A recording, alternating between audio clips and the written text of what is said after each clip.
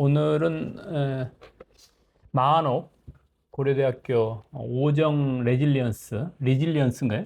리질리언스 연구원의 마한옥 연구교수님을 모셨는데, 그 전에 오랫동안 국제 열대목재기구 ITTO라고 하죠. 프로젝트 매니저를 하는 등 국제적으로 산림 관련된 활동들을 많이 하신 분입니다. 오늘 마한옥 박사님 모셨습니다. 반갑습니다. 초대해 주셔서 감사합니다. 예. 오늘 저 산불 학회 유튜브를 통해 가지고 산불에 대해서 얘기를 나누게 돼서 아주 매우 뜻깊게 생각합니다.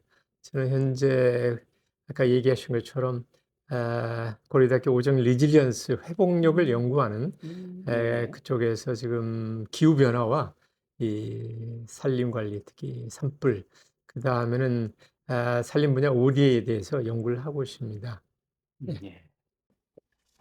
오늘 그런 박사님 모시고 오늘은 뭐 물이 전국적으로 좀 이슈가 되는 비가 많이 와가지고 그런 시기인데, 하여튼 기후변화 관련해서 산불도 그렇지만 이런 폭우, 산사태, 이런 물난리도 좀 같이 있는데, 오늘은 비가 많이 내리는 시기에 산불에 대해서 이야기를 좀 하게 됐습니다. 하여튼 기후변화의 양상이 이제 물과 불의 그 관리의 문제인데, 이런 국제적인 동향도 좀 편하게 좀 말씀하는 계기가 됐으면 좋겠습니다. 제가 좀 질문이라고 할까요? 또 문제를 또 제기를 하면서 그래요. 박사님 네. 또 이야기를 하는 형태로 그렇게 좀 했으면 좋겠습니다. 최근 우리나라뿐만 아니고 미국은 지금 산불 시기인데, 미국, 캐나다, 유럽, 또 일본까지도 초대형 산불이 반복되고 있거든요. 그래서 최근 산불이 단순하게 소규모의 산림재해를 넘어서 기후재난으로 이제 번지고 있는데, 그 이유가 무엇이라고 보십니까? 네, 지금 산불은 산림 재난이라기보다는 기후 재난이라고 이렇게 국제사회에서 규정을 하고 있습니다. 첫째는 아무래도 기후 변화가 이 산불을 발생시키고 또 확산하는데 상당히 많은 뭐 점령 효과를 발휘하고 있다고 생각합니다. 그래서 건조와 가뭄, 그리고 또 강풍이 결부된 이런 상황에서 초대형 산불이 아까 얘기하신 것처럼 미국이라든지 뭐 카나다, 호주, 또 우리나라 2020 작년에 아주 크게 났습니다. 예를 들어서 2023년 전, 3년 전에 카나다에서 아주 초대형 산불이 났습니다. 그래서 예. 1,850만 헥타르, 우리나라 한 두 배 그렇네요. 면적이 났습니다. 예, 그래서 우리나라가 650만 헥타르니까. 엄청난 면적이 났고, 또한 우리 호주에서도 정말 좀 한 7년 전 얘기입니다만 2019년, 20년 사이에 블랙 서머, 블랙 서머 파이어를 해가지고 얘기하시는 거죠? 비슷한 규모입니다. 카나다하고 1,860만 헥타가 소실되고, 또 직접적인 인명피해가 30명 정도 넘고,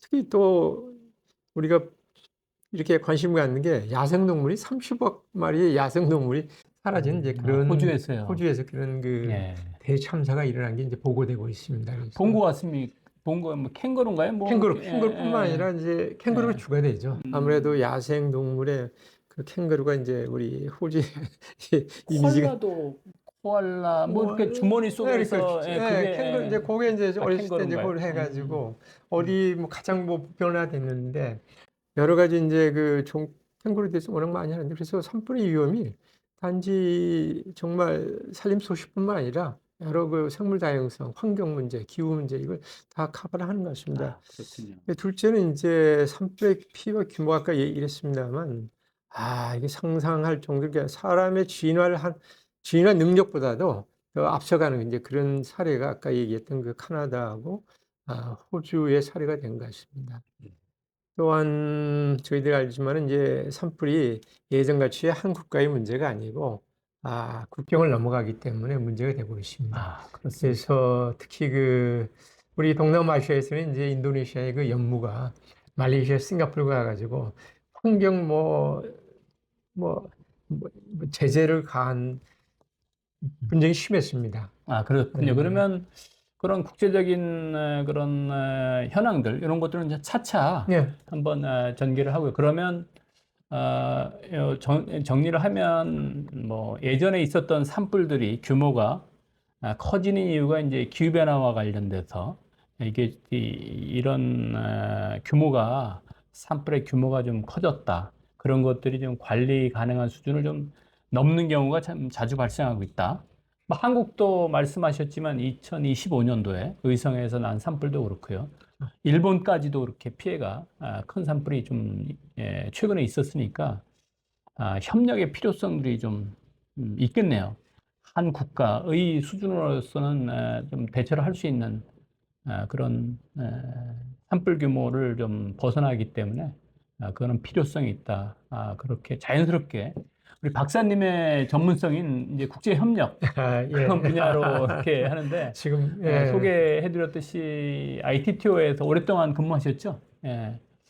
산림 분야로 해서 종사를 하셨는데 또 산불과 관련돼서도 또 프로젝트 관여도 네. 하고 그러셨을 텐데 간단하게 좀 경험 사례를 좀 소개시켜 주시겠습니까? 그래서 국제 협력의 중요성은 아까 얘기했습니다만 산불이 이제 국경을 넘고 특히 이제 개발도상국의 산불의 위험을 저감하는 게 세계 전체의 산불을 위험하는 데 아주 직접 관련이 있다고 생각이 듭니다. 아, 그래서 제가 이제 한 28년 가까이 이제 열대 지방에 그래서 우리 동남아시아, 아마존, 우리 이 콩고 이 3개 열대 지방에 지속 가능한 산림뿐만 아니라 이제 산림 보존, 복원 그리고 이제 산불 좀 프로젝트를 수행을 했습니다. 예. 그래서 그 가운데 제가 느낀 점은 모든 것은 답은 현장에 있다. 그래서 현장에 있다는 걸 많이 배웠습니다. 그래서 현장의 지역 주민들이 얼마만큼 준비가 돼 있느냐. 그거에 따라서 산불이 정말 뭐 확산을 방지하고 그다음에 좀 그래서 정부에서도 많은 노력을 합니다만 지역 주민의 협력을 어떻게 잘 효과적으로 끌어낼 수 있느냐 아주 중요한 사례라고 봐집니다. 그래서 제가 인도네시아하고 이제 산불을 할 때는 인도네시아 그 농민들이 그 개간을 해서 되게 산불이 납니다. 이 농작지를 하기 위해서. 그래서 그 개간을 좀 안 하는 방향으로 좀 가이드라인을 정하고 훈련도 시키면서 그래서 농산 부산물을 파쇄를 해 가지고 비료 만드는 방법. 그다음에 또 농민들이 또 좀 뭐 이 고기를 좀 이렇게 예?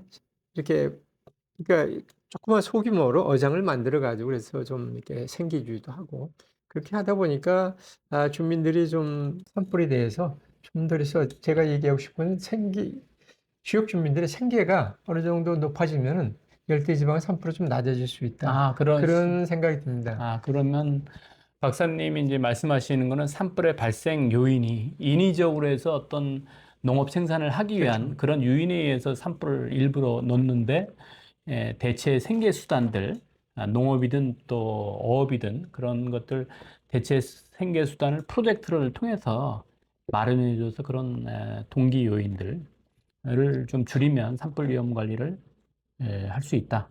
그래서 산불에 관한 이제 뭐 훈련 이렇게 인력 양성도 중요합니다. 함께 종합적인 그 지역 사회를 좀 촘촘하게 보면은 정말 산불의 요인을 조금 줄여가면서 산불이 발생했을 때 또 지역 주민들이 협조를 할 수 있고 그런 점을 봤습니다. 제가 또 하나 이제 그 브라질의 그 아마존의 산불이 매년 많이 발생 똑같습니다. 그래서 제가 현장에서 보니까 그 슬래시 앤 버닝 그러니까 불을 태우고 농지 개간, 불을 태우고 농지 개간.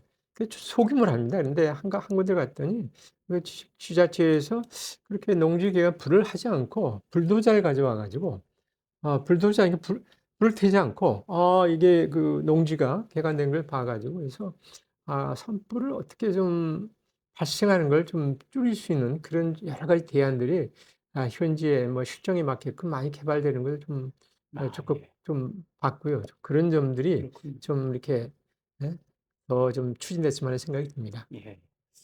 그러면 이제 협력을 우리나라도 다른 나라하고도 하고 있는데 산불 관련된 협력도 이렇게 좀 모색되고 확대가 되는 걸로 좀 알고 있습니다. 산불학회에서도. 관찰하고 있는데요. 우리나라의 산불 관련된 특징들 이런 것들은 기술 의존이 좀 있거든요. 이런 뭐 산불 진화 장비뿐만 아니고 산불을 조기에 발견하기 위한 그런 ICT 기술들을 많이 활용하고 있고 또 최근에 어제인가요? 어제 그 예. 농림위성을 농림위성. 예, 띄웠잖아요. 그렇죠. 농림위성을 띄워서 예.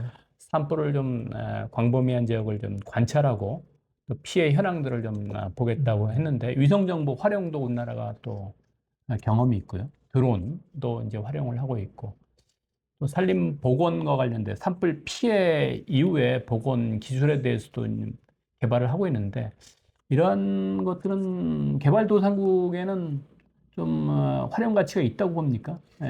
맥락이 좀 다를 텐데 산불 이런 양상이나 복원의 방식은 좀 다를 텐데 우리나라 기술들, 축적한 기술들이 좀 유용한지 또 협력의 대상이 됐는지 되겠는지 한번 말씀해 네. 주시겠습니까?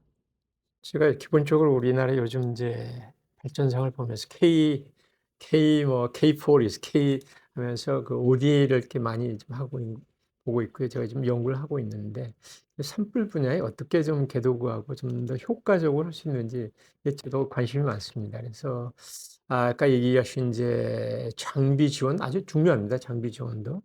그런데 보다 좀 장기적으로 이렇게 일회성이 아니고 또 인적 그렇게 훈련 인력 개발에 많은 또 좀 교류가 있었으면 하는 생각이 듭니다. 그래서 장군이 지금 현재 우리나라가 인도네시아의 그 산불 훈련 센터를 해 가지고 잘하고 있습니다. 그래서 그걸 떠나 가지고 그런 거기에 바탕해 가지고 공동 연구가 좀 필요하지 않을까. 좀 제가 좀 관심을 갖는 게 이것은 우리나라 이 젊은 세대들이 좀 산불을 연구하고 더 많은 좀 국제사회 활동을 하려고 그러면 좀 연구를 현장을 좀 보면서 할 수 있는 그런 이제 그 산불의 좀 그런 차원들의 연구원이 되면은 좀 더 이 국제사회에 조금 나갈 수 있는 발판이 되지 않을까. 그래서 우리나라 ODA, 그 산불 ODA도 외국과 좀 공동 장비 플러스 그다음에 훈련 플러스 그다음에 연구도 좀 하면서 그 연구를 통해 가지고 배울 수가 있거든요. 우리 젊은 연구가들이 우리나라뿐만 아니라 왜냐하면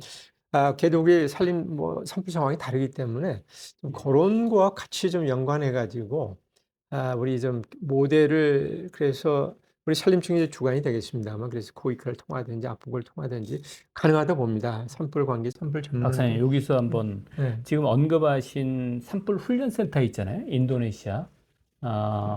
이 유튜브를 보시는 일반 또 시청자들은 잘 모를 텐데 우리 한국에서 인도네시아하고 협력해서 산불 훈련센터를 설립해서 운영하고 있다는 혹시 예. 아시는 내용 있으면 좀 간략하게 소개를 해주겠습니까? 약하게 네. 그래서 우리나라하고 인도네시아는 산림 협력을 오래전부터 해왔습니다. 최근에 약 4년, 5년 전부터 해가지고 인도네시아 산불은 좀 이탄지라 해서 그 좀 산불의 그 좀 양상이 좀 다릅니다. 그래서 우리 인도네시아 정부의 요청이 있어가지고 우리나라가 인도네시아 수마트라 섬에 그 남부에 보면 빨림방이 있습니다. 거기에 지금 산림센터를 완전히 거기다 이제 지었고요.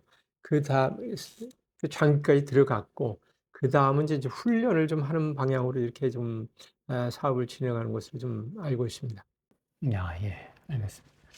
공동 연구도 예, 산불 제가 그래서 좀 그래서 필요하다고 그래서 제가 말씀을 좀 하셨는데 인도네시아 구체적으로. 아시는 분, 그 보글 농과대에 계신 분인데 그분 하는 걸 보면서 제가 우리 한국하고도 지금 연구를 하고 그래서 그분이 하고 있는 게 그 인도네시아 이탄지 연구에 대해서 미국의 나사, 그다음에 프랑스, 세계 각국의 연구진들이 같이 조인하기 때문에 우리나라 연구진도 좀 같이 가가지고 그래서 우리가 장비를 좀 지원을 많이 합니다. 그 한 꼭지는 좀 공동 연구 꼭지가 들어가가지고 이렇게 우리 산불 전문 인력들이 조금 더 국제화할 수 있는 그런 마중물이 됐으면 하는 생각이 듭니다. 알겠습니다. 협력과 관련돼서 지금 한국과 또 산불 관련돼서 협력을 하고자 하는 수요들이 없지 않아 있거든요. 그래서 지난해 보니까 예. 투르키에서도 산불이 좀 문제가 돼서 이 진화 장비, 우수한 진화 장비들을 좀 서로 교류하는 것도 제안을 좀 하시는 것 같고요.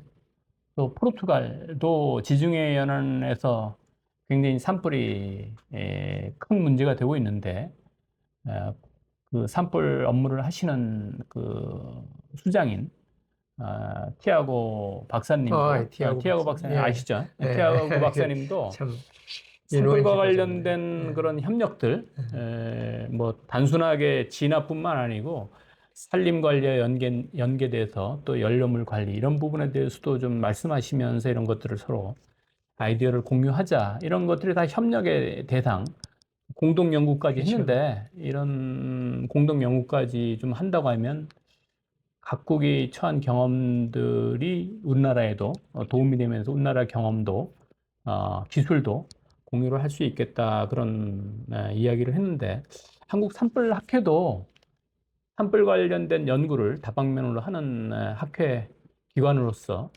그런 협력에 관심이 좀 있습니다. 뭐 아세안 지역뿐만 아니고 이런 지중해 연안 국가들과의 협력도 필요하다고 보는데 우리 한국 산불학회도 그런 공동 연구나 국제 협력에 좀 어떤 역할을 할 수 있다고 좀 보십니까? 저 정말 그 산프로학회 제가 올해 이제 이렇게 우리 회장님 덕분에 이렇게 조인했는데, 첫 번째 느낀 게, 뭐, 열정을 많이 가지고 계신 분들이 너무 많아가지고, 인상 깊었습니다. 그래서 산프로학회가 앞으로 국내뿐만 아니라, 세계국 ODA 사업에 이 가교 역할을 좀 할 수 있지 않을까, 아주 제가 확신하고 있습니다.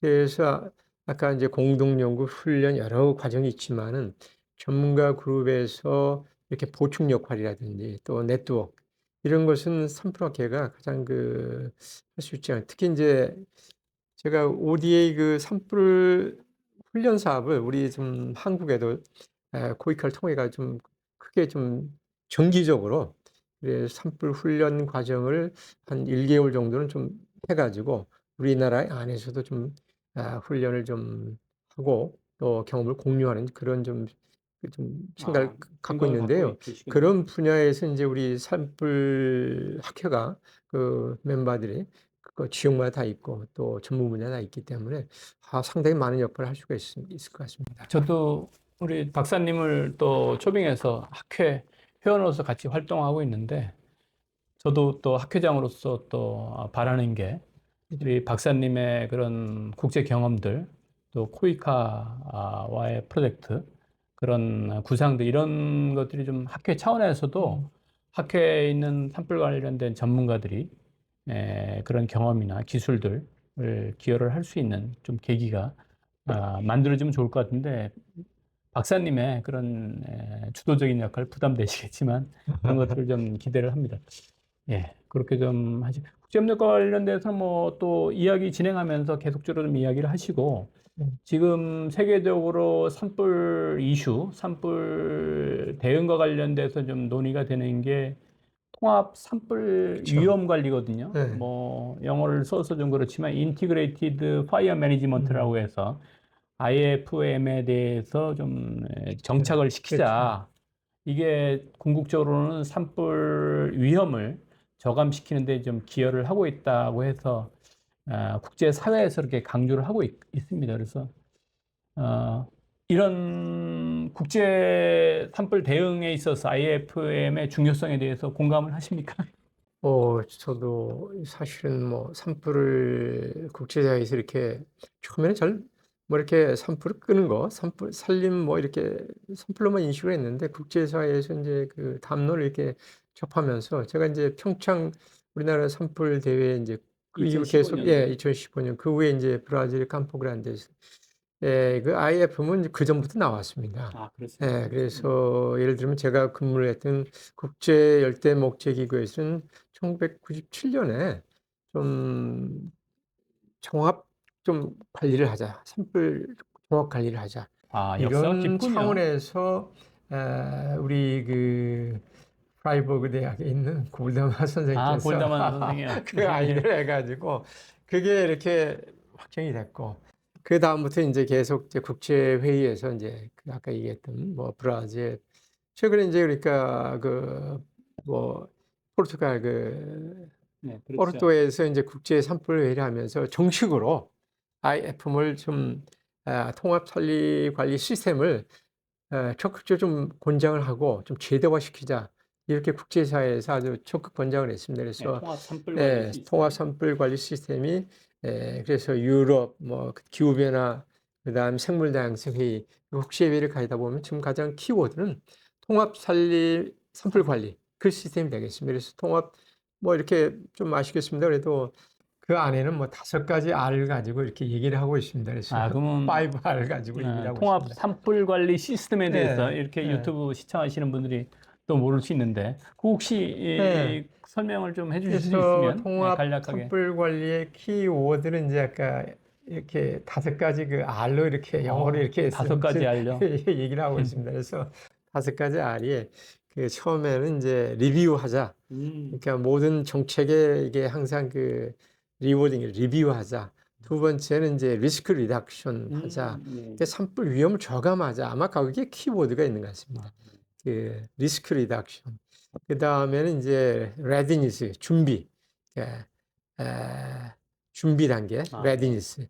그래서 모든 이제 조기 교육 뭐 모든 교육을 뭐 완벽하게 해가지고 산불이 났을 때 하자 그랬어요. 레디니스. 그 다음에는 이제 리스폰스 대응 뭐 이런 관계로 하고요.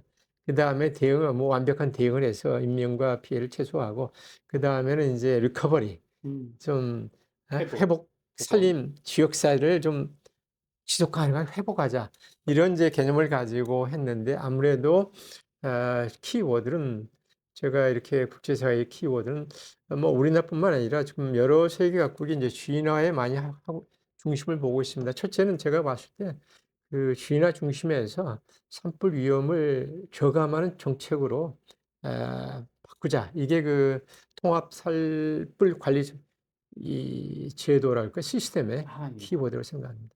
잘 설명을 해주셨는데 5R 5가지 R로 표현되는 그런 요소들이 좀 통합적으로 모여 있는 것 같은데 또 이렇게 문제 제기도 해주셨거든요. 지금 현재 산불 대응, 산불 관리 시스템이 리스판스에 지금 집중돼 있는데 이것을 두 번째 단계인 리스크 리덕션으로 해서 좀 전환하자. 이렇게 좀 전환을 하자. 이렇게 강조를 해주셨는데 그게 지금 현재 정책하고 좀 갭이겠죠. 앞으로 가야 될 부분들. 뭐 저도 산불 대응을 여러 차례 현장에서 현직 때 이렇게 했는데 그런 당장에 이제 피해가 있으면 진화 자원들에도 확충 또 이런 대피 훈련들 이런 부분들 리스판스에 대한 투자들이 강화되는 측면이 중요하죠. 계속 있어 왔거든요. 아직도 중요하게 중요하죠. 있어 왔습니다. 중요합니다. 그런 부분을 어떻게 좀 줄이면 또 인명이나 재산과의 재산의 보호 이런 거에도 영향을 미칠 텐데 이걸 어떻게 리스크 리덕션을 좀 전환을 할 수 있을까요? 제가 이제 지금 그동안 이제 산불 관계 이렇게 생각하고 뭐 이렇게 좀 고민하는 것은 야, 이걸 어떻게 정말 해야 되느냐. 첫째는 제가 생각할 때 산림 관리와 산불 관리를 통합하는 거라고 생각합니다. 산불 관리하고 산림 관리. 관리를 통합한다. 네. 그래서 우리가 산림 경영의 가장 기본이 전부 다 뭐 나무를 심고 숲 가꾸고 임도 그다음에 이런 게 하는데 거기다 목지 이용까지 합쳐가지고 산림 관리를 하는 게 어떻게 보면 이게 산림 경영의 주가 된다면 이거 어떻게 보면 산림불 예방에 가장 또 주가 되죠. 그래서 이 산림 관리하고 산불 관리를 정말 통합하는 그런 정책으로 통합 정책이 좀 필요하다고 봅니다. 그래서 제가 이제 이렇게 생각할 때는 산불 위험 저감형 뭐 산불 관리라고 그러는데 지금 현재 하고 있는 산림 관리를 좀 더 산불 위험의 측면에서 산불 예방 측면에서 좀 더 좀 고도화되고 좀 더 과학적으로 분석을 해가지고 우리가 지금 환경단체에서 좀 얘기를 하고 있습니다만 그걸 좀 과학적으로 대응을 하면서 우리 산림 관리를 좀 고도화하는 게 산불 또 예방에 또 이렇게 사다리라고 생각합니다. 예. 그러면 조금 구체적으로 좀 그림을 좀 보고 싶은데요. 지금 한국의 산림 같은 경우 아시다시피 70년대 치산업화 이후에 많이 울창해졌고 이제 양쪽으로도 그쵸. 풍성해졌죠. 그쵸. 졌죠. 그래서 지금 산불이 나면 많지는 않지만 매번 대형 산불이 좀 발생해서 피해가 발생하는데, 또 진화 차원에서는 뭐 많은 헬기가 투입되지만 한두 건의 대형 산불은 사실은 막기가 힘듭니다. 그런 상황이 있는데, 다른 나라에서 이런 리스크 리덕션, 산불 위험 관리의 좀 사례를 좀 보고 싶은데, 제가 기억하기에는 일전에 우리 박사님께서 일본의 사례, 산림 관리를 통해서 산불의 위험이 좀 크라운 파이어, 수관화로 번지는 거를 좀 예, 막는 사례를 맞습니다. 그림으로 좀 예, 보여준 거를 제가 예, 기억을 하고 있거든요. 예. 그걸 한번 설명을 좀 예. 예. 주겠습니까? 특히 우리나라 산불 산림의 이제 구성하고 일본의 산림 구성이 조금 이렇게 좀 구별하면은 좀 일본은 왜 산불은 뭐 기후적인 영향이 뭐 큽니다만 이제 그걸 제외하고 산림의 생태계만 보고서 이렇게 차이를 본다면 아무래도 일본은 전후에 식재를 해가 지금 80년생이 주가 되고 있습니다. 그래서 80년생이요? 30년 그러니까 30m 그러니까 20m 그러니까 수구가 높다는 얘기죠. 그래서 이 수관화가 크라운 아까 얘기하신 이 크라운 파이어, 그래서 수관화. 이 크라운 파이어가 할 수 있는 확률이 상당히 좀 낮아지고 있다. 음, 또한 그 지표와 그래서 수관이 이게 상당히 그 높이 촘촘하게 있기 때문에 지표면에 이렇게 습한 이제 제가 일본에 살면서 임지를 가고 산에 가서 보면은 정말 가려 있습니다. 그래서 지표와 그다음에 인제 또 크라운 컵 이게 막 확률이 많이 줄어들고 있다. 그래서 그동안 일본에서도 인제 지금은 인제 고령화 여러 가지 문제가 있습니다. 그래도 어느 정도 간벌 이 여러 가지 그 정책을 시행을 해 가지고 그렇게 고령림으로 이렇게 성장해 온 게 사실인 것 같습니다. 제가 또 관심을 갖는 것은 이 지자체에서는 어떻게 좀 대표적으로 좀 이렇게 잘하고 있는지 그래서 그런 이제 관심이 있는데 일본 홋카이도의 인제 북쪽입니다. 그래서 제가 왜 관심을 우리나라에도 인제 SDG 해 가지고 뭐 이렇게 뭐 대표 뭐 이렇게 많이 하고 있습니다만 일본의 그 홋카이도 시모가와 군이죠. 우리나라 시모가 군인데 거기서는 인제 순환형 60년 주기, 60년 주기로 그래서 60 년을 하는데 그 면적이 크지는 않습니다. 약 한 그러니까 군에서 소유한 산림 가지고 사실은 제가 군에 소유 가지고 매년 50 헥타씩 이렇게 또 벌채하고 음, 또 또 이용하고 또 재조림하고 음. 이렇게 해 나가는 걸 보면서 '아 이 사람들이 어떻게 좀 그래도 순환 경영을 하고 있다.' 그걸 느꼈습니다. 두 이거는 번째 지금 순환경영 대상지는 인공림을 이야기하는 거죠. 그렇죠. 일본의 예. 뭐 예. 그 국립공원이나 그 보호 말고요. 지역을 대상으로 말고 하는 건 아니고. 아니고 인제 군에서 가지고 있는 그러니까 음, 70 년대 우리는 70 년대 전부 다 이렇게 조림했을 때 그렇죠. 일본은 20년 전에 전에 50년 50년 1950 전후에. 년대에서 우리나라하고 대비 한 20 년, 30년 이렇게 차이가 나죠. 그러니까 그 앞섰죠. 그래서 우리는 인제 70 년대 가지고 우리가 보면은 대개 40 년, 50 년생이 좀 주가 되고 있습니다. 일본은 뭐 70, 80 년생이 되고 있기 때문에. 그래서 순환 임업 뭐 산림 경영을 하고 있다. 또 한 가지는 제가 또 보고 있는 게 이렇게 감벌 뭐 장가지 모든 산림 내 부서 뭐 이렇게 많이 있는데 그것을 바이오매스로 이용하는 그게 그 눈에 띕니다. 그래서 일본의 경우에요. 일본의 네. 경우에 그래서 이게 그 순환 임업 뭐 순환 경영이랄까요? 그런 게 상당히 그 잘 되고 있다. 그래서 에너지, 지역의 산림, 에너지, 또 일자리, 뭐 지역 그 경제 발전 이런 게 선순환이 되고 있는 걸 봤어요. 그래서 특히 어떤 그 아까 얘기했던 그 홋카이도의 그 시모가라는 것 구는 정말 뭐 홋카이도니까 좀 날씨가 춥고 그런 처음이고 그래서 그런 순환 경영을 그래서 우리나라에도 좀 또 한 가지는 인제 이 시모가 좀 그 재밌는 게 일본 정부에서 그 미래 도시 지정을 했습니다. 그러니까 지방 소멸이 되고 있는데 지방에서 어떻게 산림과 이 고령화 문제를 해결하고 있는지 이렇게 지정을 해 가지고 좀 관심을 갖고 투자를 하고 있기 때문에 제가 관심 갖는 것도 우리나라의 홍천 뭐 화천 이 강원도에도 정말 그런 그 산림이 많은 지역에 정말 좀 산림 관리를 하면서 또 산불도 위험을 줄이면서 에너지를 또 뭐 보관 목재를 이용해 가지고 지역 경기도 활성화하면서 지역 좀 소멸에 또 좀 할 수 있는 그런 좀 좋은 많은 좀 정책이 나오고 좀 이렇게 사업이 나왔으면 하는 바람입니다. 일본 산림 관리에 대한 연구를 좀 해야겠네요. 그래서 그런 것들을 우리나라 실정에 맞게 하는데 기본적으로 이제 인공림의 경우에 산불 위험을 감안해서 순환을 시키고 또 순환을 하는 과정에서 생겨나는 그런 목재들 이용 또 바이오매스까지 지상에 깔려 있는 바이오매스까지 해서 에너지 재생 에너지로 활용을 하면서 지역 소멸 그렇죠. 문제도 좀 그렇죠, 그렇죠. 대응을 좀 하자. 그런 게 네. 이제 제안 같습니다. 예, 예. 예, 그래서 우리나라 이제 홍천에 그러니까 제가 이제 시모가 홍천요. 예. 네. 홍천은 이제 규모 큽니다만 시모가는 그렇게 큰 면은 아닌데요.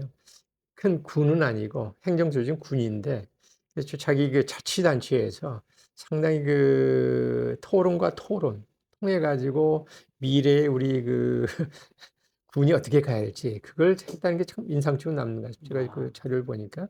그래서 우리나라도 정말 그런 좀 에 소멸이 됐지만은 좀 가능성 있는 곳은 좀 이렇게 사례를 좀 보고 분석도 하고 좀 지원을 하면서 지역을 회생하는 좀 시범 단지를 좀 할 수 있으면 하는 생각입니다. 또 일본은 특히 인제 일본도 마찬가지로 사유림이 소규모고 관심이 없죠. 음. 그렇기 때문에 대리 산림 경영을 또 제도를 도입하고 또 일본은 또 산림 경영이 안 되기 때문에 산림 환경세, 산림 환경 양형세를 해 가지고 훈련 정보 시스템 이걸 지금 다시 이렇게 또 이렇게 도약을 하고 있기 때문에 제가 봤을 때는 일본은 지금 임업 분야에 이런 그 새로운 세제를 도입함으로써 아마 임업의 새로운 제2의 전성기로 가고 있지 않나 이렇게 생각하고 있습니다. 우리나라도 사유림 경영과 관련돼서 이야기들이 좀 많이 있는데요. 음. 뭐 전체적으로 보면 우리나라도 이렇게 사유림과 관련돼서는 좀 개선을 해야 될 점들이 좀 많이 있는데 문제는 그런 부분들이 산림 관리라는 부분들이 방치가 되면 산불 같은 재난 위험에 노출이 된다는 거거든요. 맞습니다. 그래서 예. 사유림은 이제 민간의 소유인데 이런 부분에 대한 투자를 할 수 있도록 정책이 지원하고 음. 관련 규제를 좀 완화하고 없애고 하는 것들이 좀 필요하지 않나라는 이제 개인적인 생각을 좀 갖고 있습니다. 좀 적극 예, 동감합니다. 예, 예. 뭐 오늘 말씀 좀 이어지고 있는데 좀 마무리를 좀 해야 될 시기인 것 같습니다. 예, 혹시 뭐 또 추가적으로 하시고 싶은 이야기 좀 있나요? 예. 마지막으로 좀 부과하고 싶은 내용은 우리나라의 그 산불 진화 능력 세계 최고입니다. 그래서 산불 진화 능력을 계속 좀 발전시키고 거기서 머물 게 아니고 산불 위험을 좀 저감할 수 있는 산불 저감형 관리 정책을 좀 펼쳐야 되겠다는 생각을 하고 있고요. 또한 그 산림과 지역 그 사회가 어떻게 하면 회복을 좀 조소휘할 수 있는 그런 통합된 통합 산림 산불 관리 좀 제도로 발전해 나갔으면 하겠습니다. 예. 네, 감사합니다. 박사님이 또 국제기구 활동하시면서 동남아 또 아프리카, 남미, 아마존도 이야기하시고 또 일본의 사례도 얘기했는데 그런 경험들이 좀 실제로 현장에서 이루어지고 있는 것들을 관찰하셨거든요. 그래서 국제적으로 좀 보신 것들이 국내 산림 관리 또 좁혀서 말하면 산불 위험 관리에 도움이 될 거라고 생각됩니다. 우리 학회 또 구성원으로서 좀 국제 파트에 그런 부분에 대해서 좀 의미 있게 활동을 좀 하실 걸 기대를 하고 오늘 또 이렇게 우중에 불편하셨을 텐데 우리 학회 사무실에 오셔가지고 이렇게 같이 이야기 나눈 거 감사드립니다. 고맙습니다. 고맙습니다. 이렇게 네. 또 대화를 할 수 있는 기회가 돼 가지고 제 나름대로도 우리 산프로학회 기대도 크고요. 또 앞으로 또 동지의식으로 가지고 계속 좀 활동을 하도록 하겠습니다. 네, 우리 또 같이 회장님과 또 구성원입니다. 회원들 또 더욱 많은 발전할 수 있도록 응원합니다. 오늘 마한옥 박사님 모시고 우리 산불과 관련된 또 산림 관리와 관련된 그런 사항들을 좀 이야기를 했거든요. 아마 국제 협력적으로 해서 우리 산불학회 또 국내 산불 위험 관리에 좀 기여를 해줄 것이라고 생각됩니다. 고맙습니다. 네, 고맙습니다. 오늘 초대해 주셔서 고맙고요. 앞으로 산불 학회의 무궁한 또 이렇게 발전을 응원하겠습니다. 고맙습니다.